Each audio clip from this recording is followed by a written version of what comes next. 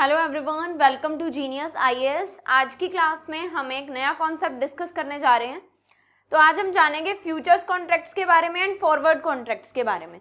ठीक है, तो फ्यूचर्स क्या होते हैं, फॉरवर्ड्स क्या होते हैं, किस तरीके से ये यूज किए जाते हैं और इन दोनों कॉन्ट्रैक्ट्स के बीच में क्या डिफरेंस है, तो आज हम इन सभी कॉन्सेप्ट्स के बारे में इस लेक्चर में डिस्कस करेंगे। ठीक है, तो आज का जो ये हमारा टॉपिक है ये हमारे प्रीवियस वीडियो में जो हमने टॉपिक डिस्कस किया था उससे कनेक्टेड है। प्रीवियस वीडियो में हमने डेरिवेटिव्स के बारे में जाना।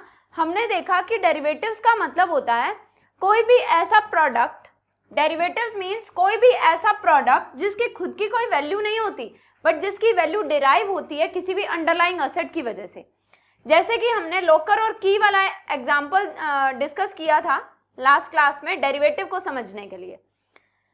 जो लोकर की की होती है उसके खुद की कोई वैल्यू नहीं होती बट उसकी वैल्यू डिराइव होती है लोकर में रखी हुई असेट की वजह से। ठीक है, तो यहां पर जो लोकर की है वो क्या है, डेरिवेटिव है,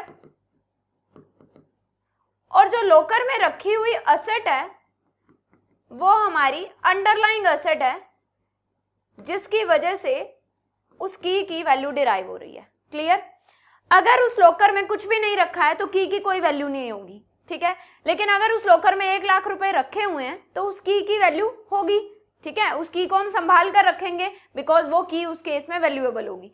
तो यानी कि डेरिवेटिव, यहाँ पर ये जो की है ये डेरिवेटिव है, और डेरिवेटिव मीन्स कोई भी ऐसा प्रोडक्ट जिसकी खुद की कोई वैल्यू नहीं है बट जिसकी वैल्यू डिराइव होती है किसी अंडरलाइंग असेट की वजह से। यहाँ पर अंडरलाइंग असेट क्या है, उस लोकर में रखा हुआ सामान जिसकी वजह से उस की वैल्यू डिराइव हो रही है। क्लियर? तो कोई भी ऐसी एसेट, ऐसा प्रोडक्ट जिसकी वैल्यू डिराइव हो रही है that will considered as derivative. Clear? अब डेरिवेटिव के टाइप्स जो हैं उसी के अंदर जो अलग अलग टाइप्स हैं उसी में से एक टाइप को आज हम डिटेल में डिस्कस करने वाले हैं। प्रीवियस क्लास में हमने डेरिवेटिव के टाइप्स को डिस्कस किया। डेरिवेटिव्स के बेसिकली 4 टाइप्स होते हैं, forwards, futures, options and swaps. Clear? तो इनमें से एक टाइप को हम प्रीवियस वीडियो के अंदर डिटेल में डिस्कस कर चुके हैं। हम ऑप्शंस के बारे में जान चुके हैं, ऑप्शंस क्या होते हैं, कॉल ऑप्शन क्या है, पुट ऑप्शन क्या है, इस चीज को हम डिटेल में डिस्कस कर चुके हैं। अब आज की क्लास में हम डिस्कस करने वाले हैं फॉरवर्ड्स एंड फ्यूचर्स के बारे में। क्लियर? तो स्टार्ट करते हैं forwards and futures which is a type of derivative. देखिए, फॉरवर्ड्स एंड फ्यूचर्स का लॉजिक क्या है। जनरली क्या होता है कि किसी भी चीज के प्राइसेस ज्यादा या कम होने से उस चीज में बिजनेस करने वाले लोगों को बहुत ज्यादा लॉसेस बियर करने पड़ सकते हैं।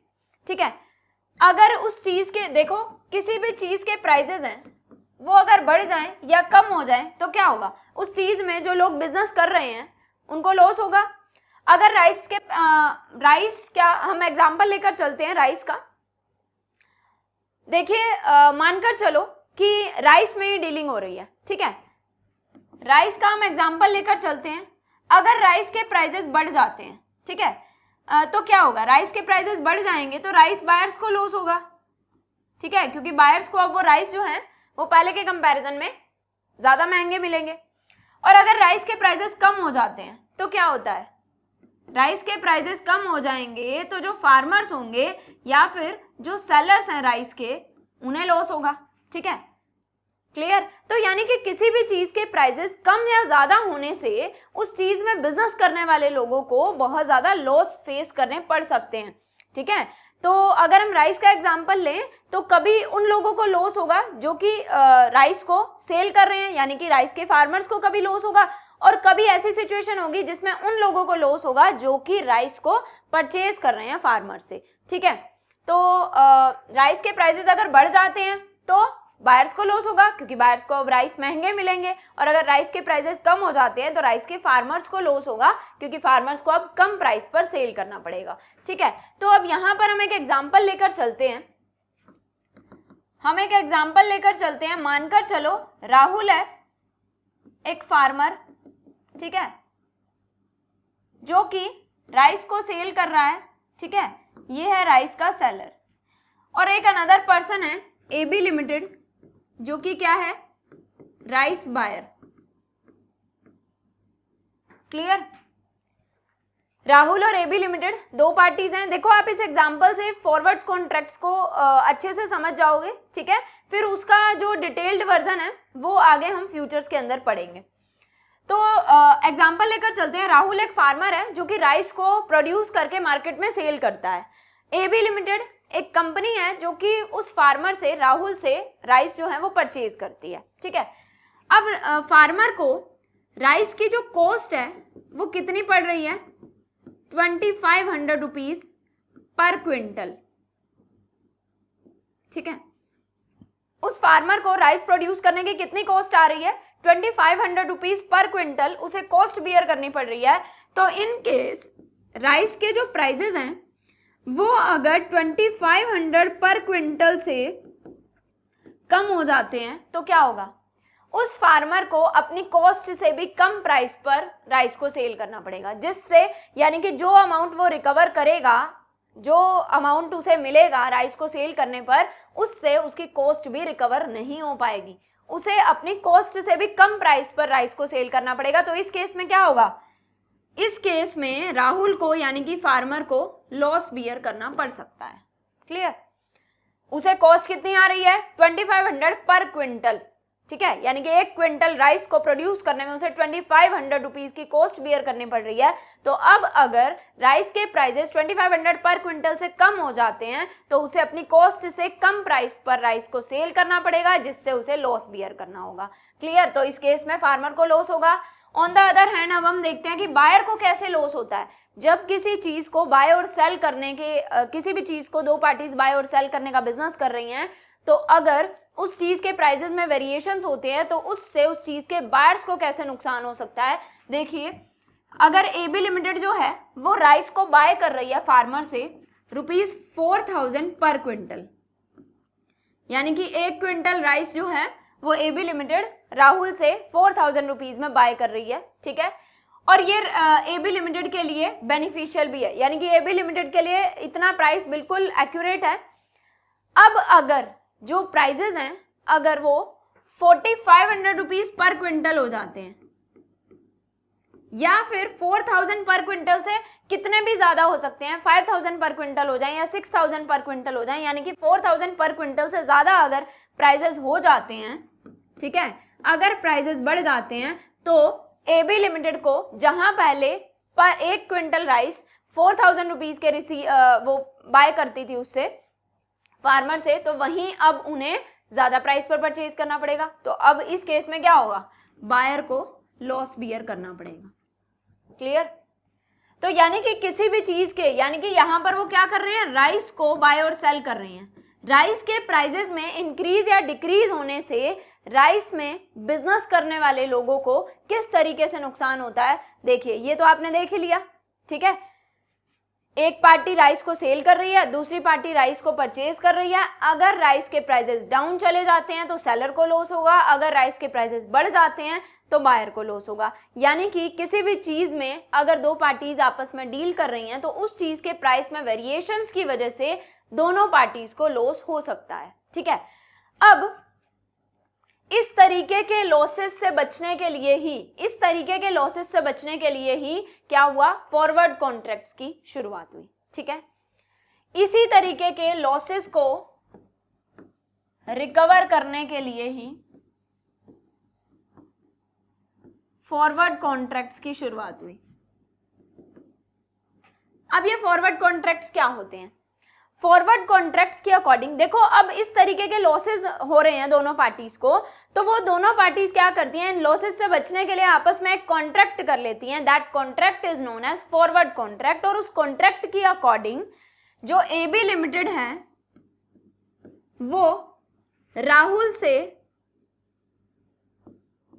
एबी लिमिटेड जो है वो राहुल से फिक्स क्वांटिटी ऑफ राइस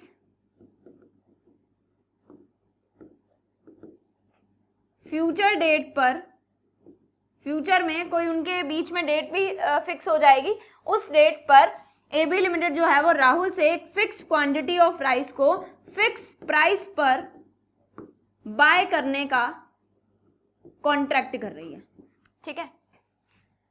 देखो दोनों पार्टीज को राइस के प्राइसेस में वेरिएशंस अगर हो जाते हैं तो दोनों पार्टीज को लॉस फेस करना पड़ रहा है ना। ये तो आपने देख ही लिया कि कैसे दोनों पार्टीज को लॉस बियर करना पड़ रहा है। अब इस तरीके के लॉसेस से बचने के लिए दोनों पार्टीज एक कॉन्ट्रैक्ट कर रही हैं। उस कॉन्ट्रैक्ट के अकॉर्डिंग एबी लिमिटेड जो है यानी कि जो राइस का बायर है वो फ्यूचर में एक फिक्स डेट पर राहुल से यानी कि फार्मर से fix quantity of rice fix price पर बाय करने का कॉन्ट्रैक्ट करते हैं। ठीक है, अब यहां पर ये जो फिक्स प्राइस है इस फिक्स प्राइस को हम बोलते हैं फॉरवर्ड प्राइस। ठीक है, अब दोनों पार्टीज ने क्या डिसाइड किया, अब दोनों पार्टीज ने एक कॉन्ट्रैक्ट कर लिया। बायर ने सेलर के साथ क्या कॉन्ट्रैक्ट कर लिया कि फ्यूचर में इस डेट को इतनी क्वांटिटी के राइस मैं इस प्राइस पर आपसे परचेज करूंगी, चाहे प्राइसेस बढ़ जाएं या प्राइसेस कम हो जाएं। अब दोनों पार्टीज ने ये कॉन्ट्रैक्ट कर लिया। इस कॉन्ट्रैक्ट को करने से प्राइस में राइस के प्राइसेस में वेरिएशंस आने पर किसी भी पार्टी को कोई भी नुकसान नहीं होगा। अब चाहे राइस के प्राइसेस, देखो राहुल को यानी कि फार्मर को कब लॉस हो रहा था, अगर राइस के प्राइसेस 2500 पर क्विंटल से कम हो जाते हैं तो राहुल को यानी कि फार्मर को लॉस होगा। अब दोनों ने कॉन्ट्रैक्ट कर लिया। ठीक है, तो अब चाहे राइस के प्राइसेस कम भी क्यों ना हो जाएं, चाहे राइस के प्राइसेस ₹2000 पर क्विंटल ही क्यों ना हो जाएं, तो भी राहुल को कोई लॉस नहीं होगा। ठीक है, एबी लिमिटेड के केस में उसे लॉस कब हुआ, यानी कि बायर को कब लॉस हो सकता है, अगर राइस के प्राइसेस जो है ना 4000 पर क्विंटल से बढ़ जाएं, उससे ज्यादा हो जाएं। तो अब लेकिन उन्होंने कॉन्ट्रैक्ट कर लिया ना।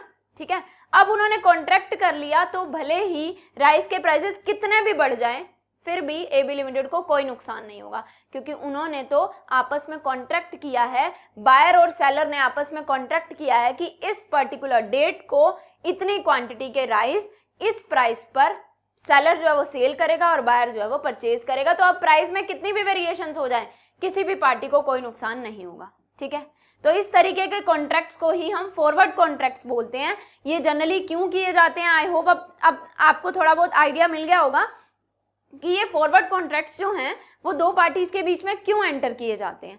ये इसीलिए किए जाते हैं ताकि प्राइस में वेरिएशन, यानी कि दो पार्टीज जिस प्रोडक्ट में डील कर रही हैं, जिस प्रोडक्ट में आपस में बिजनेस कर रही हैं, उस प्रोडक्ट के प्राइस में चेंजेस होने की वजह से किसी भी पार्टी को नुकसान ना हो, इसी वजह से ही वो क्या करते हैं, आपस में फॉरवर्ड कॉन्ट्रैक्ट्स कर लेती हैं। ठीक है, इस कॉन्ट्रैक्ट में एंटर होने के बाद किसी भी पार्टी को प्राइस में वेरिएशन होने पर कुछ भी नुकसान नहीं होगा। ठीक है, अब इस कॉन्ट्रैक्ट में देखो, अब हम क्या कह सकते हैं, अगर हम सिंपल टर्म्स में बात करें, अब आपने फॉरवर्ड कॉन्ट्रैक्ट्स के बारे में जान लिया, आपको आइडिया मिल गया, अब हम क्या कह सकते हैं, फॉरवर्ड कॉन्ट्रैक्ट्स क्या होते हैं। अगर हम सिंपल टर्म्स में बात करें तो फॉरवर्ड कॉन्ट्रैक्ट क्या होते हैं, forward contracts are those contracts जिसके अंदर दो पार्टीज जो हैं वो आपस में क्या डिसाइड करती हैं, क्या कॉन्ट्रैक्ट करती हैं कि फ्यूचर में, इन फ्यूचर फिक्स डेट पर fix quantity of that product at fix price by or cell करने का आपस में क्या कर लेती हैं, कॉन्ट्रैक्ट कर लेती हैं, ताकि उस चीज के प्राइस में कुछ भी चेंज हो तो दोनों पार्टीज को कुछ भी फर्क ना पड़े। क्लियर। फॉरवर्ड कॉन्ट्रैक्ट्स ऐसे कॉन्ट्रैक्ट्स होते हैं जिसमें दो पार्टीज आपस में डिसाइड करती हैं कि फ्यूचर में एक फिक्स डेट पर एक fix quantity of that product fix price पर बाय और सेल किया जाएगा दो पार्टीज के बीच में। ठीक है, फॉर एग्जाम्पल राहुल जो है वो एबी लिमिटेड के साथ जब फॉरवर्ड कॉन्ट्रैक्ट में एंटर हो रहा है तो उनके बीच में क्या डिसाइड हो रहा है, राहुल और एबी लिमिटेड के बीच में ये डिसाइड हुआ कि राहुल जो है वो 2 महीने बाद, आफ्टर 2 months, 2 महीने बाद राहुल एबी लिमिटेड को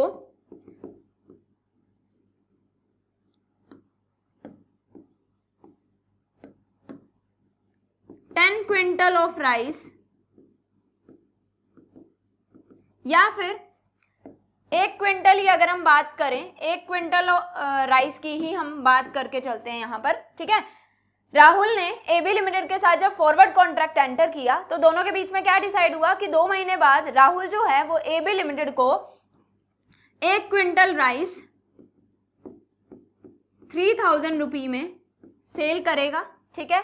fix quantity of product, fix price पर और फिक्स डेट पर बाय और सेल करने का उन्होंने कॉन्ट्रैक्ट कर लिया, ठीक है। राहुल सेल करेगा और AB लिमिटेड जो है वो बाय करेंगी।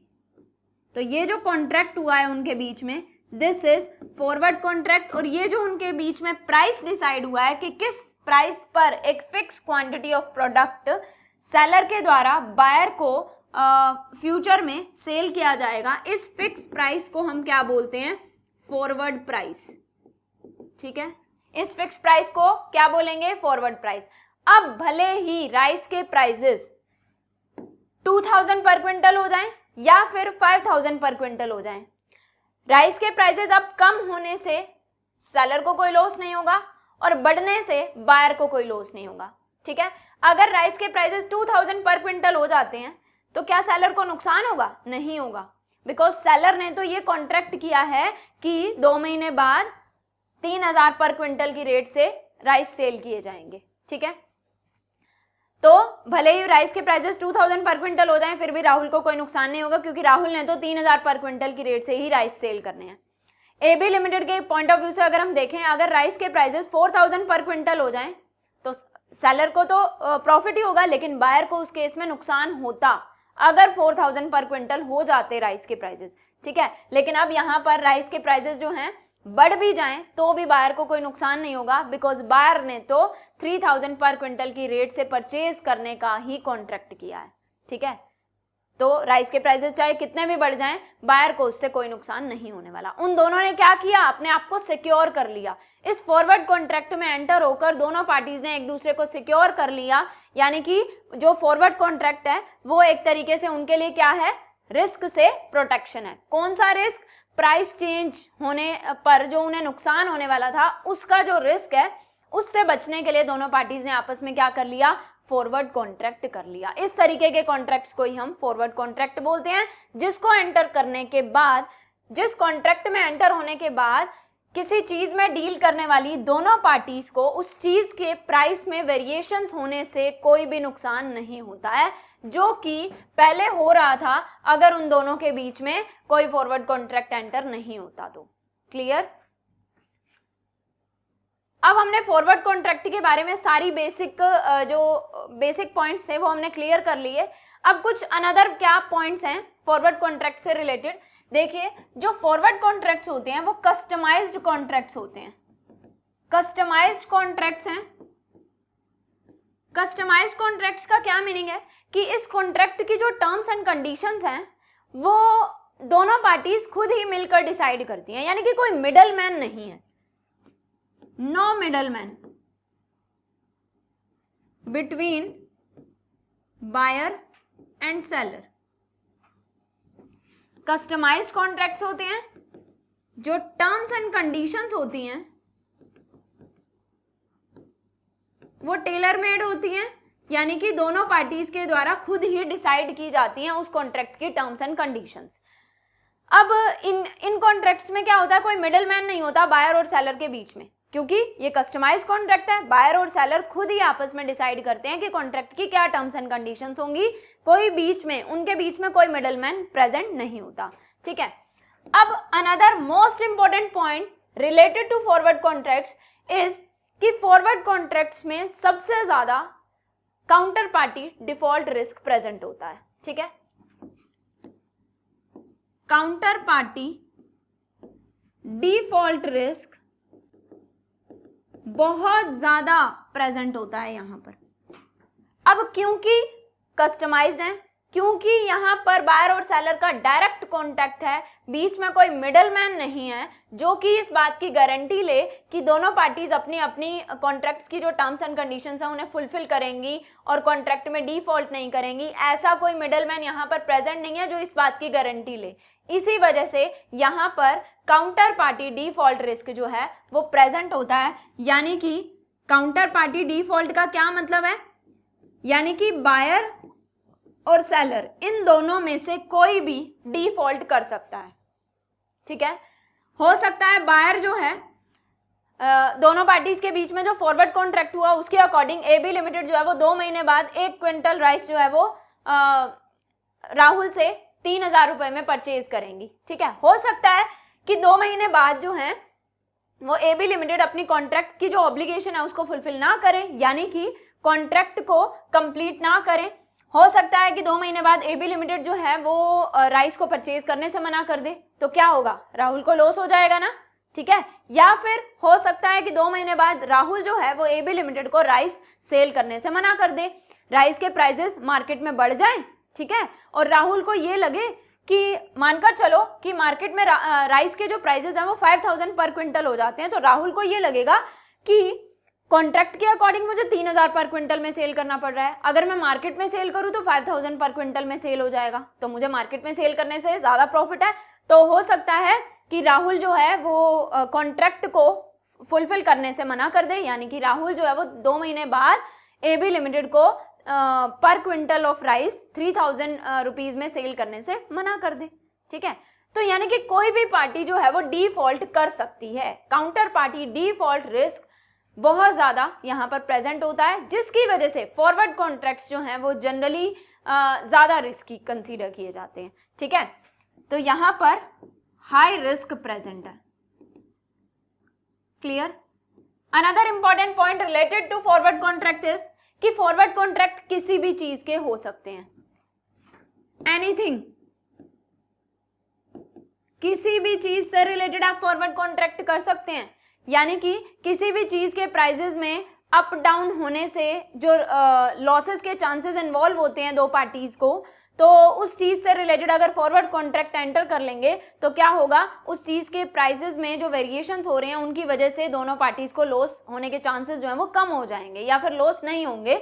तो यानी कि किसी भी चीज से रिलेटेड किसी भी चीज को फ्यूचर में एक फिक्स प्राइस पर फिक्स क्वांटिटी पे बाय और सेल करने का कॉन्ट्रैक्ट दो पार्टीज आपस में कर सकती हैं, यानी कि जो फॉरवर्ड कॉन्ट्रैक्ट है वो दो पार्टीज के बीच में किसी भी चीज से किसी भी प्रोडक्ट से रिलेटेड हो सकता है। जैसे हमने यहाँ पर राइस का एग्जांपल लिया, तो आप किसी भी अनदर आइटम का भी फॉरवर्ड कॉन्ट्रैक्ट एंटर कर सकते हो, बिकॉज यहाँ पर कोई भी मिडलमैन इन्वॉल्व नहीं है, बायर और सेलर जो है वो आपस में मिलकर ही खुद से ही डिसाइड कर रहे हैं कि उन्हें किस चीज का फॉरवर्ड कॉन्ट्रैक्ट करना है ताकि उन्हें लॉस ना हो। तो इस तरीके से ये सब जो हमने कॉन्सेप्ट्स डिस्कस किए हैं ये सभी फॉरवर्ड कॉन्ट्रैक्ट से रिलेटेड थे, क्लियर। फॉरवर्ड कॉन्ट्रैक्ट्स जो हैं वो कस्टमाइज्ड होते हैं, इसमें जो टर्म्स एंड कंडीशंस होती हैं वो दोनों पार्टीज खुद ही डिसाइड करती हैं, यहाँ पर कोई मिडलमैन नहीं होता है, जिसकी वजह से ही काउंटर पार्टी डिफॉल्ट रिस्क ज्यादा होता है, क्योंकि अगर मिडलमैन हो तो वो गारंटी लेगा ना, अगर मिडलमैन होगा तो वो गारंटी लेगा कि दोनों पार्टीज जो है वो डिफॉल्ट नहीं करेंगी, इन केस डिफॉल्ट करती हैं तो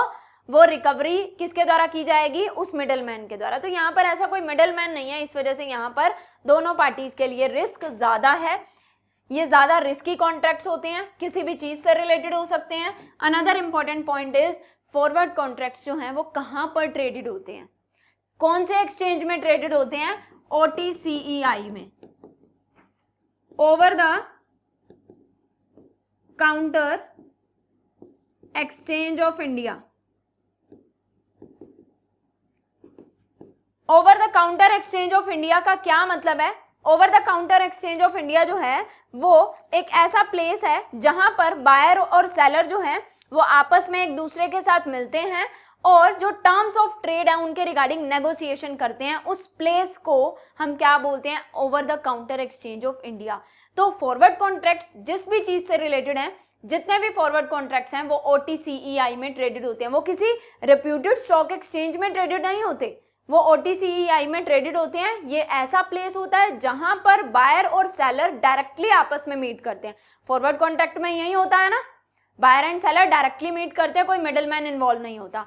तो OTCEI भी एक ऐसा प्लेस है जहां पर बायर और सेलर आपस में मीट करते हैं और वो टर्म्स ऑफ ट्रेड के रिगार्डिंग एक दूसरे के साथ नेगोशिएशन करते हैं, क्लियर। और इसी प्लेस पर उनके बीच में फॉरवर्ड कॉन्ट्रैक्ट्स होते हैं, क्लियर।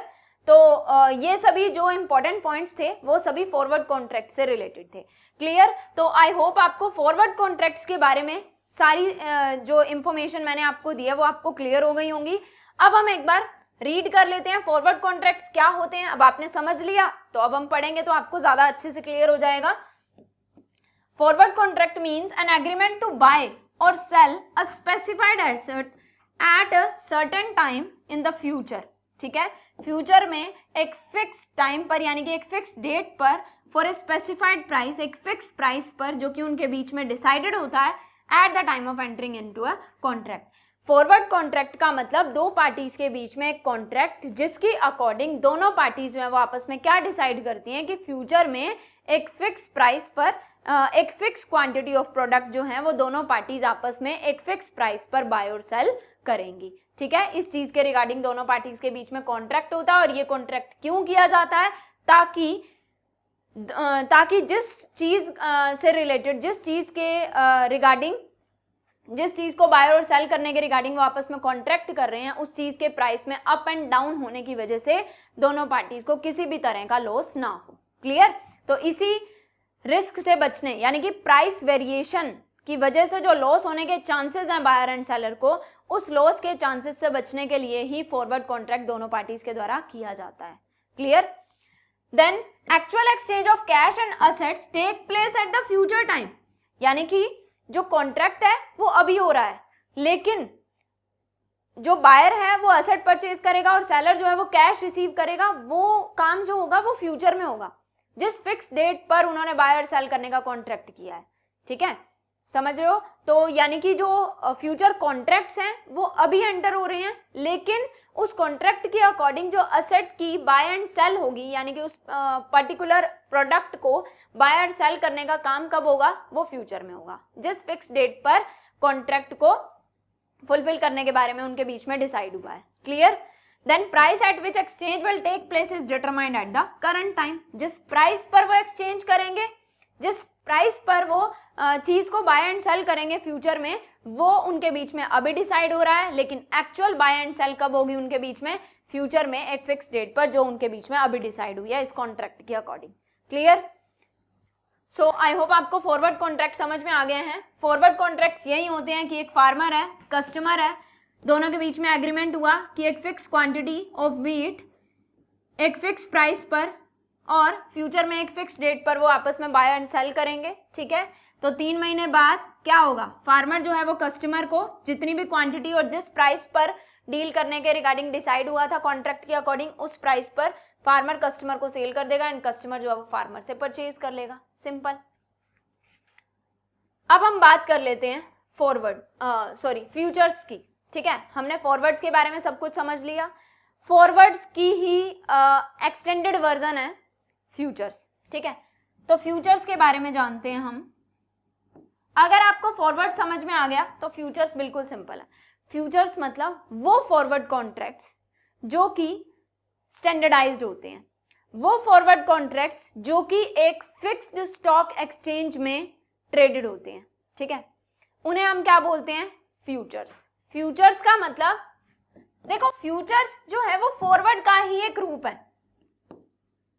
जब फॉरवर्ड कॉन्ट्रैक्ट्स कस्टमाइज्ड की बजाय स्टैंडर्डाइज्ड हो जाएं, ठीक है, और वो एक पर्टिकुलर OTCEI की बजाय वो एक पर्टिकुलर स्टॉक एक्सचेंज में ट्रेडेड होने लग जाएं, ठीक है, और उनके बीच में एक मिडलमैन, और जब फॉरवर्ड कॉन्ट्रैक्ट के अंदर जो बायर एंड सेलर है उनके बीच में कोई मिडलमैन हो जाए, अगर ये सारी टर्म्स एंड कंडीशंस फुलफिल हो रही हैं फॉरवर्ड कॉन्ट्रैक्ट्स के अंदर, तो वो फ्यूचर्स बन जाते हैं। ठीक है, फ्यूचर्स में भी फॉरवर्ड की तरह दो पार्टीज के बीच में फ्यूचर में एक फिक्स डेट पर फिक्स क्वांटिटी ऑफ प्रोडक्ट को फिक्स प्राइस पर बाय एंड सेल करने का कॉन्ट्रैक्ट होता है दो पार्टीज के बीच में। लेकिन उसमें क्या होता है, जो बायर एंड सेलर हैं वो आपस में डायरेक्ट कांटेक्ट नहीं करते, यहां पर एक मिडलमैन इन्वॉल्व है and that middleman is known as stock exchange. वो मिडलमैन क्या है? कौन है वो मिडलमैन? जो बायर एंड सेलर के बीच में प्रेजेंट है, जो इस बात की गारंटी लेता है फ्यूचर्स कॉन्ट्रैक्ट्स के अंदर, इस बात की वो मिडलमैन गारंटी लेता है कि इन केस कोई भी पार्टी डिफॉल्ट कर जाती है, दो पार्टीज हैं कॉन्ट्रैक्ट में, कोई भी पार्टी डिफॉल्ट कर जाती है तो दूसरी पार्टी को एक पार्टी के डिफॉल्ट करने की वजह से जो नुकसान होता है वो कौन बियर करेगा? मिडलमैन बियर करेगा, स्टॉक एक्सचेंज बियर करेगा। क्लियर? कुछ कुछ आपको समझ में आ रहा है? जो फ्यूचर्स हैं वो फॉरवर्ड कॉन्ट्रैक्ट्स का ही एक रूप है। जब फॉरवर्ड कॉन्ट्रैक्ट्स के अंदर कुछ कंडीशंस फुलफिल होने लग जाती हैं तो वो फ्यूचर्स बन जाते हैं। फॉरवर्ड्स में भी फ्यूचर्स यानी कि फ्यूचर्स में भी फॉरवर्ड की तरह ही दो पार्टीज के बीच में एक फ्यूचर में एक फिक्स डेट पर फिक्स क्वांटिटी ऑफ प्रोडक्ट को फिक्स प्राइस पर बाय और सेल करने का कॉन्ट्रैक्ट होता है। बट उस कॉन्ट्रैक्ट में बायर और सेलर, पहली चीज वो कॉन्ट्रैक्ट जो है वो कस्टमाइज नहीं होते, वो स्टैंडर्डाइज्ड होते हैं। ठीक है, पहली चीज जो कॉन्ट्रैक्ट्स हो रहे हैं दो पार्टीज के बीच में वो क्या है? वो कॉन्ट्रैक्ट स्टैंडर्डाइज्ड है। फॉरवर्ड्स में क्या था? वो कॉन्ट्रैक्ट कस्टमाइज था। यहां पर जो फ्यूचर्स होते हैं, जो फ्यूचर्स कॉन्ट्रैक्ट्स हैं वो स्टैंडर्डाइज्ड होते हैं, वो कस्टमाइज्ड नहीं होते हैं। ठीक है, स्टैंडर्डाइज होने का मतलब है कि जो टर्म्स एंड कंडीशंस हैं वो कौन डिसाइड करता है? वो डिसाइड की जाती हैं स्टॉक एक्सचेंज के द्वारा। जो टर्म्स एंड कंडीशंस है वो स्टॉक एक्सचेंज डिसाइड करता है। ठीक है, वो स्टैंडर्डाइज्ड होते हैं। स्टॉक एक्सचेंज कैसे डिसाइड करता है? क्योंकि यहाँ पर जो बायर एंड सेलर हैं वो आपस में डायरेक्ट कॉन्टैक्ट नहीं करते, उनके बीच में एक मिडल मैन होता है।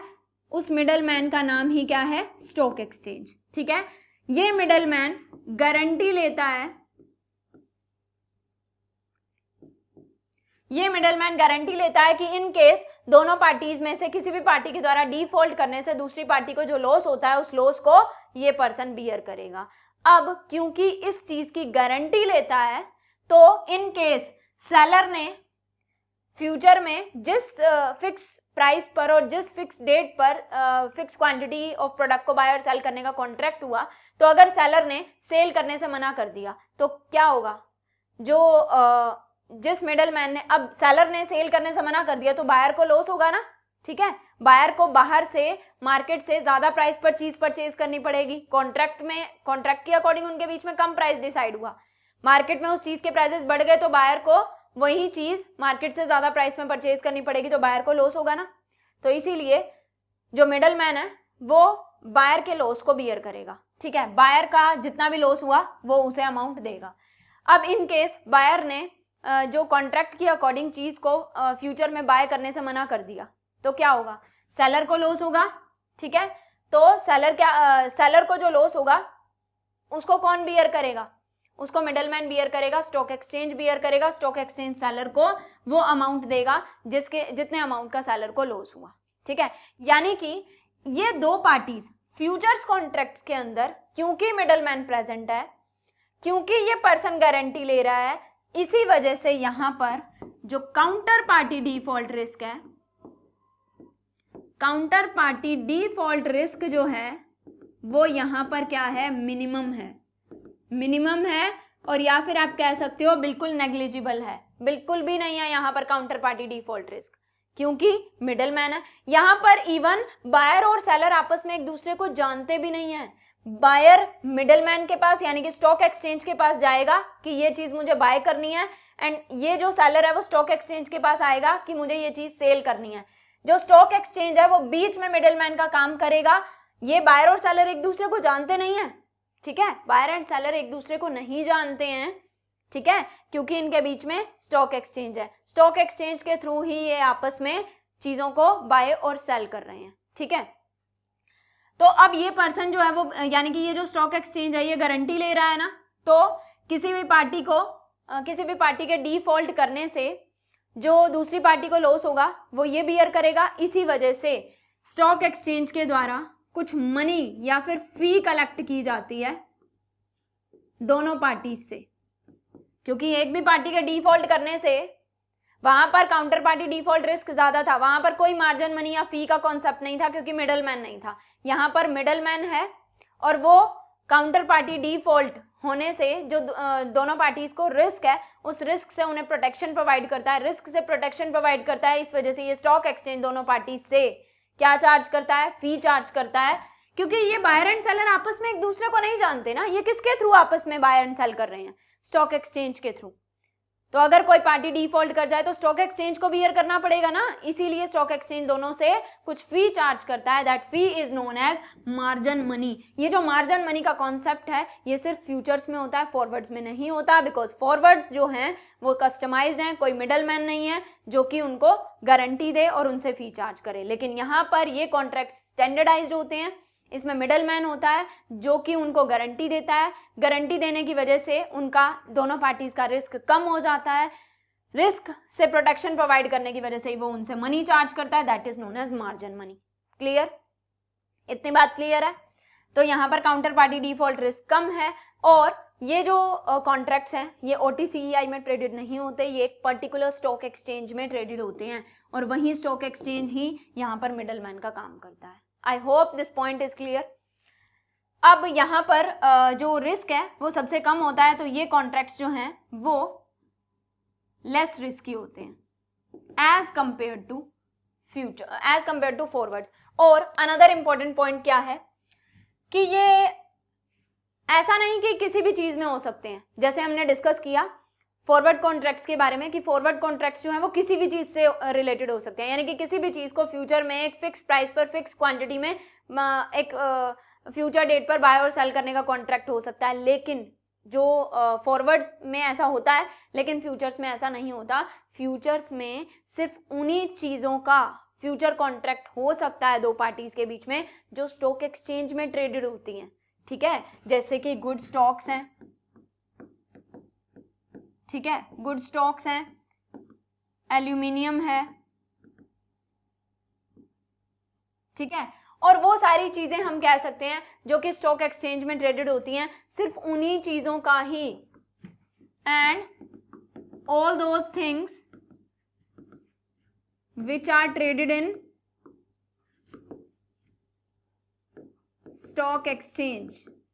क्लियर, जो स्टॉक एक्सचेंज में ट्रेडेड होती हैं सिर्फ उन्हीं चीजों का ही फ्यूचर कॉन्ट्रैक्ट हो सकता है। क्यों? क्योंकि यहां पर स्टॉक एक्सचेंज मिडल मैन है, यहाँ पर जो मिडल मैन है वो स्टॉक एक्सचेंज ही तो है। तो अगर कोई चीज स्टॉक एक्सचेंज में ट्रेडेड होगी तो ही तो उसी कॉन्ट्रैक्ट का उसी चीज के कॉन्ट्रैक्ट से रिलेटेड ही तो ये मिडल मैन बनेगा, ठीक है, उसी चीज को बाय एंड सेल करवाएगा ना स्टॉक एक्सचेंज, जो एक्चुअल में स्टॉक एक्सचेंज में ट्रेडेड होती हैं। तो फ्यूचर जो है वो किसी भी चीज में नहीं हो सकते। ऐसा नहीं है कि कुछ भी चीज है उसका हम फ्यूचर कॉन्ट्रैक्ट कर सकते हैं आपस में, ऐसा नहीं होता। सिर्फ वो चीजें जो स्टॉक एक्सचेंज में ट्रेडेड होती हैं सिर्फ उन्हीं का ही फ्यूचर्स कॉन्ट्रैक्ट हो सकता है दो पार्टीज के बीच में। क्लियर, आई होप आपको समझ में आ गया है फॉरवर्ड एंड फ्यूचर क्या होते हैं। अब आपको फ्यूचर्स के बारे में भी समझ में आ गया, फॉरवर्ड कॉन्ट्रैक्ट्स की ही एक्सटेंशन है, ठीक है, बस फॉरवर्ड कॉन्ट्रैक्ट में अगर कुछ कंडीशंस फुलफिल हो जाएंगी तो वो फ्यूचर्स बन जाएंगे। क्लियर, चलिए हम एक बार देख लेते हैं फ्यूचर्स कॉन्ट्रैक्ट क्या होते हैं। Futures contract is an agreement between two parties to buy and or sell an asset at a certain time in the future at a certain price, ठीक है, वही है जो फॉरवर्ड कॉन्ट्रैक्ट्स में हुआ था, बट यहाँ पर क्या है, ये स्टैंडर्डाइज्ड होते हैं। ये जो कॉन्ट्रैक्ट्स हैं ये स्टैंडर्डाइज्ड होते हैं, जो टर्म्स एंड कंडीशंस है वो दो पार्टीज डिसाइड नहीं करती बल्कि उनके बीच का मिडल मैन यानी कि स्टॉक एक्सचेंज डिसाइड करता है, बिकॉज दोनों पार्टीज तो आपस में एक दूसरे को जानती भी नहीं है, ठीक है, स्टॉक एक्सचेंज ही उनके बीच में मिडल मैन का काम करके उनके बीच में बाय एंड सेल का कॉन्ट्रैक्ट कराता है। क्लियर, अब किन किन चीजों के रिगार्डिंग जो टर्म्स एंड कंडीशंस हैं वो स्टॉक एक्सचेंज डिसाइड करता है, जैसे कि क्वांटिटी है, अंडरलाइन मींस जिस चीज का आपस में कॉन्ट्रैक्ट कर रही हैं दो पार्टीज, तो जो क्वांटिटी है उस चीज की क्या क्वालिटी रहेगी, किस डेट और किस मंथ में बाय एंड सेल किया जाएगा वो प्रोडक्ट एक्चुअल में, the unit of the price quotation and minimum price change and location of settlement, ये सारी चीजें जो हैं ये कॉन्ट्रैक्ट से रिलेटेड, ये सभी कंडीशंस और टर्म्स कौन डिसाइड करेगा, स्टॉक एक्सचेंज। दोनों पार्टीज आपस में डिसाइड नहीं करेंगी बिकॉज यहाँ पर दोनों पार्टीज आपस में एक दूसरे के साथ डायरेक्ट कॉन्टैक्ट में नहीं होती हैं। आई होप आपको फ्यूचर्स कॉन्ट्रैक्ट समझ में आ गया है।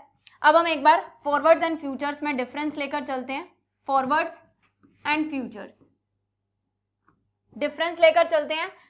अब डिफरेंस को समझने के बाद आपको और ज्यादा क्लियर हो जाएगा, सारा बेसिक आप पढ़ चुके हो दोनों के बारे में। तो अगर हम मीनिंग की बात करें तो दोनों का मीनिंग सेम है, जस्ट ये है कि ये स्टैंडर्डाइज और कस्टमाइज की बात करें, मीनिंग तो दोनों का सेम है, स्टैंडर्डाइज एंड कस्टमाइज के पॉइंट ऑफ व्यू से लेकर चले तो forward contracts are customized but future contracts are standardized. Clear? अगर हम मार्जिन मनी की बात करें तो फॉरवर्ड्स में कोई मार्जिन मनी प्रेजेंट नहीं है, फ्यूचर्स में मार्जिन मनी प्रेजेंट है बिकॉज यहां पर मिडलमैन है। मिडलमैन की ही बात कर लो तो मिडलमैन यहां पर प्रेजेंट नहीं है, यहां पर प्रेजेंट है जो कि गारंटी देगा और जिसकी वजह से वो मार्जिन मनी चार्ज कर रहा है, फी चार्ज कर रहा है दोनों पार्टीज से। क्लियर? और अगर हम मार्जिन मनी हमारा हो गया, मिडलमैन, अब हम काउंटर पार्टी डिफॉल्ट रिस्क की ही बात कर लेते हैं। काउंटर पार्टी डिफॉल्ट रिस्क, देखिए कहां पर ज्यादा रिस्क है, क्योंकि यहां पर मिडलमैन है, ठीक है, मार्जिन मनी, देखो यहां पर मिडलमैन है, मार्जिन मनी भी चार्ज कर रहा है, यहां पर कोई मिडलमैन ही नहीं है जो गारंटी देगा, ठीक है, तो इसलिए यहां पर counter party default risk high है, यहां पर लो है। क्लियर? अगर हम ट्रेडिंग की बात करें, अगर हम ट्रेडिंग की बात करें तो जो फॉरवर्ड्स हैं वो कहां पर ट्रेडेड होते हैं? फॉरवर्ड जो है वो कहां पर ट्रेडेड होते हैं? OTCEI में, over the counter exchange of India में। बट जो फ्यूचर्स हैं वो कहां पर ट्रेडेड होते हैं? एक पर्टिकुलर स्टॉक एक्सचेंज में ट्रेडेड होते हैं। क्लियर?